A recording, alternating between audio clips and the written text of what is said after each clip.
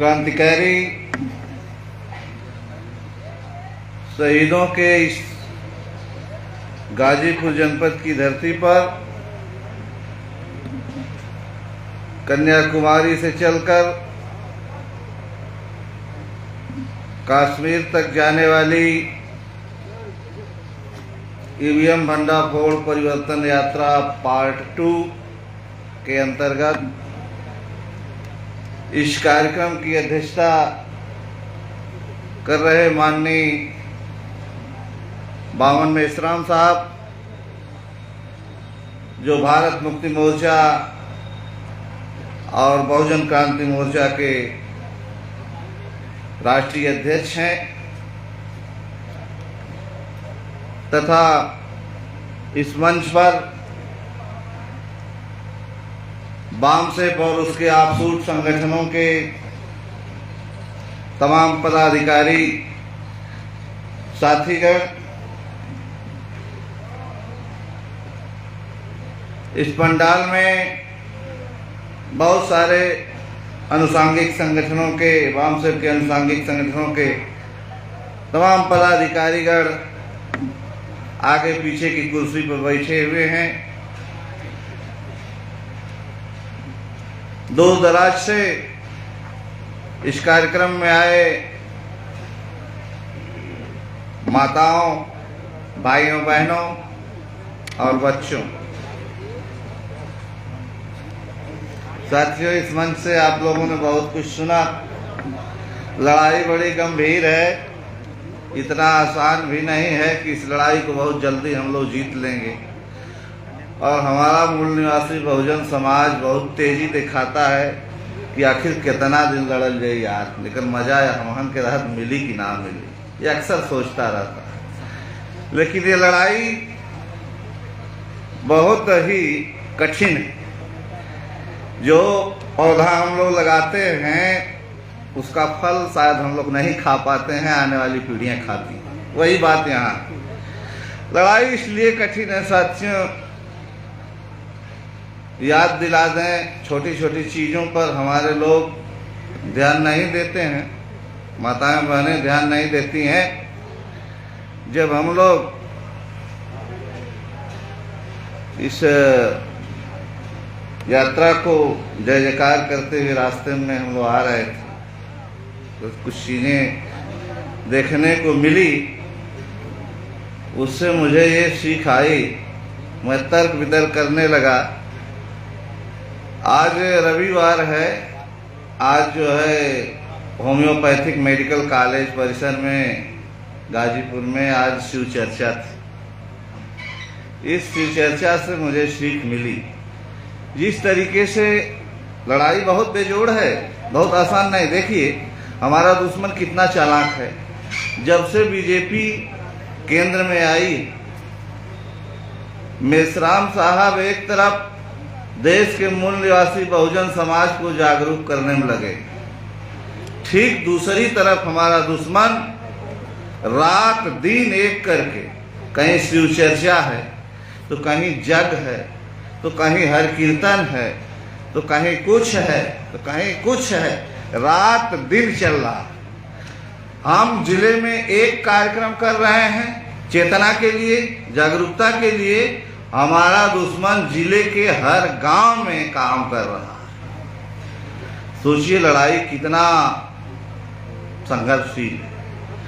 हम यहाँ एक कार्यक्रम यहाँ सुनने के लिए आए हैं, पता नहीं कितने कार्यक्रम इस जिले में हमारा दुश्मन कर रहा है गुलाम बनाने के लिए, और हमारे लोग बड़ी बेशर्मी से गुलाम बनने के लिए तैयार हैं।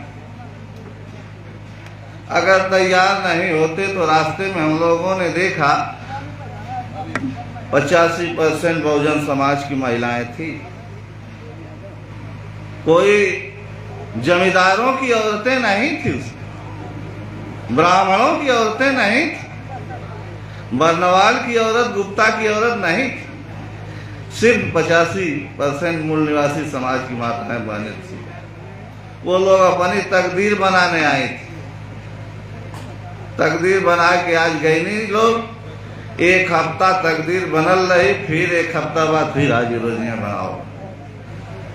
और जितनी ज्यादा भीड़ होगी कमाई उतनी ज्यादा ब्राह्मण की होगी। और ये लोग अंधविश्वास में राम राम भगवान भगवान करिए लोग।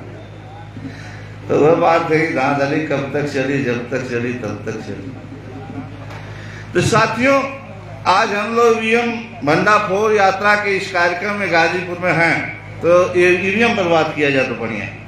इससे पहले हम लोगों ने वोट दिया था, याद है हम लोगों को, तो हम लोग बैलेट पेपर पर वोट देते थे।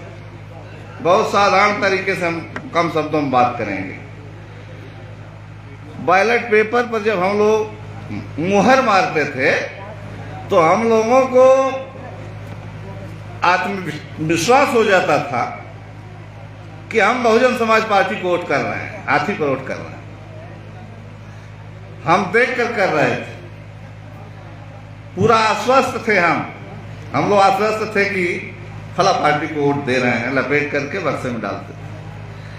आज हम आप लोगों से पूछ रहे हैं, जब वोट डालने ईवीएम से जाते हैं तो देखते हैं कि आपने किस पर वोट दिया है, दिखाई देता है? काजनी कितने सेकेंड में दिखाई देता है। और हमारे लोग जब वोट देने जाते हैं ना, तो आधा जो है हवाई हो जाते हैं। जब उसमें पोलिंग बूथ में जो जाते हैं ना, तो आधा प्राण टंग जाला, आधा जान लोगन का टंग जाले, टंगरी हिले लगेले, हाथ हिले लगला कि अब वोट मारे के है, वोट मारे के हाथी पर जा ताला पर लग गए। ये तना डर आपन वोट मारे के बाद डर। जब बाहर अले के बाद जब पूछल जात का वोट दे, हाँ दहनी हो लेकिन पढ़ के हमारे चल गए। क्यों डर? डर आप ही लोग बहुत डरती हैं वोट देने। बताइए, जब बैलेट पेपर के साथ इस तरीके से हो रहा था, तो आज तो ईवीएम मशीन है, आप देख ही नहीं सकती हैं कि हमने वोट किसको दिया। तो जब हमने देख नहीं पा रहे हैं किसको वोट जा रहा है, तो ऐसे वोट को जो है हमें बहिष्कार करने की जरूरत है। ऐसी मशीन को हमें तोड़कर फेंकने की जरूरत है। लोकतंत्र में ये सीधे सीधे बेईमानी हो रहा है। जब जिस वोट को हम दे रहे हैं और हमारे लोगों को नहीं मिल रहा है, ऐसे वोट का तो बहिष्कार करना चाहिए। साथियों, तो ये काम हम लोग अपने मन से नहीं करेंगे। हमारे राष्ट्रीय अध्यक्ष महोदय का जो फरमान होगा, उस फरमान के मुताबिक हम लोग करेंगे। कानून व्यवस्था अपने हाथ में नहीं लेना है। तो आप देख ही रहे हैं। दूसरी बात करने जा रहा हूं कि शासन सत्ता जो भाजपा की चल रही है देश में, प्रदेश में, आप लोग उससे भी सीखिए। ईवीएम से ये चुनाव हो रहा है, इन लोगों को डर और नहीं है। देखिए, लोकतंत्र में जब जनता द्वारा चुनी गई सरकार होती है तो जनता से डरती है। तो आप लोग बताइए कि ये सरकार जनता से, भारत के लोगों से डर रही है? सर, नहीं डर रही है। और एक चीज और अपने दिमाग में रखिएगा, जब जब चुनाव भारत में होता है, लोकसभा और विधानसभा का, तो हमने देखा अमित शाह कहता है कि हम इतनी सीट लेकर आ रहे हैं। प्रदेश में भी कहता है, जब चुनाव होता है तो इतनी सीट हम लेकर आ रहे हैं। और देश का चुनाव होता है तब भी कहता है इतनी लेकर आ रहे हैं।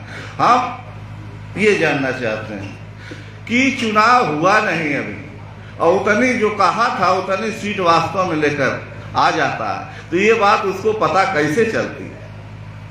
अगर कहीं घोटाला नहीं है, कहीं गड़बड़ नहीं है, तो अमित शाह को इस बात का पता कैसे चलता है कि हम इतनी सीट लेकर देश में आ रहे हैं?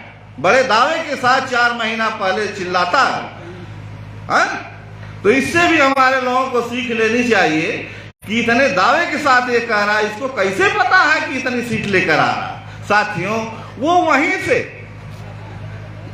से जहां से इसका संचालन हो रहा है, चुनाव आयोग के यहाँ से सारे ग्राम पंचायतों में जो चुनाव हो रहा है, वो कितना वोटर है उनको पता है। वहीं से उल्टा सीधा करके जो है खेल खेला जा रहा है। देश से कितनी सीट निकालनी है भाजपा को, वहीं से खेल खेला जा रहा है। तो उनको पता है सब चीजें। और इन सब चीजों को देखते हुए भी हम लोग जो है कुछ नहीं कर पा रहे हैं। हम लोग क्या करेंगे? हमारे पिछवा बहुत लोग खड़े हैं, सपा है, बसपा है, कांग्रेस है, तमाम दल हैं। करीब करीब चोरिया थोड़ा बहुत सब है, कहते हैं सबके डर लगत छो कि वो आगे आवल ना चाहता। देख ला नजर उठा करके कि भारत में मेश्राम साहब के अलावा केहू आवत है आगे? केहू बोले कि तैयार ना, क्यों? कुछ न कुछ सब कह दिया। तो साथियों, रेलवे बिक गई ना, रेलवे प्लेटफार्म बिक गया ना, कोयला खदान बिक गई, बिजली बिक गई, LIC बिक गई, रोडवेज बिक गया, एरोप्लेन बिक गया, हवाई अड्डा बिक गए। सब कुछ दिन प्रतिदिन बेचता जा रहा है पागल प्रधानमंत्री। अब मेरे समझ में ये नहीं आ रहा है कि कुछ जब बचेगा नहीं तो ये सब किस चीज का मंत्रालय बनाई? मंत्रालय ही मंत्री, कोयला मंत्री, समाज कल्याण मंत्री, हवाई जहाज मंत्री, ई कुल रह के क्या करें? घंटी बजेंगे का जब कुछ रही नहीं जाएगा? किस चीज के मंत्री बनेगा भाई जब सब कुछ बिक गया? सिर्फ देश को लूटने की प्रक्रिया चल रही है और जिम्मेदारी बढ़ गई है। देश के मूल निवासी बहुजन समाज के लोगों की जिम्मेदारी बढ़ गई है। इसलिए बढ़ गई है कि ये धन संपत्ति सारी चीज जो है आपका है, सब कुछ आपका है और आपके सामने सब कुछ एक एक करके लूटा जा रहा है और लूट करके विदेशी भागते जा रहे हैं, भागते जा रहे हैं, भागते जा रहे हैं और हम लोग देख रहे हैं। तो साथियों, अब समय वो आ गया है इन्हें नसबंदी करने का। जो ही मेश्राम साहब का आदेश मिलता है, फट से कैंची चला देना है।